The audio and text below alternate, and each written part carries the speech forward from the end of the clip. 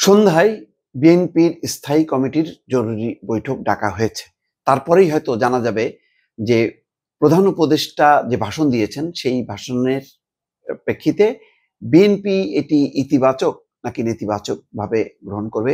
এর আগে বিএনপি কিন্তু বলেছে যে প্রধান উপদেষ্টা যদি জুলাই সনদের বাইরে যায় তাহলে সেটি বাস্তবায়নের দায়িত্ব বিএনপির থাকবে না। এখন প্রশ্ন হলো, কিছুক্ষণ আগে সালাউদ্দিন আহমেদ বলেছেন প্রধান উপদেষ্টা নিজেই তার স্বাক্ষরিত সনদের যে বিষয়বস্তু সেটি লঙ্ঘন করেছেন। অর্থাৎ সনদে যেমন সংস্কার পরিষদ গঠন করার যেই কথা বলা হচ্ছে সেটি আলোচনায় ছিল না। আরো হয়তো অনেকগুলো বিষয় আসতে পারে। সব মিলায় এখন দেখার বিষয় যে বিএনপি, জামাত, অন্যান্য দল কি প্রতিক্রিয়া দেয়।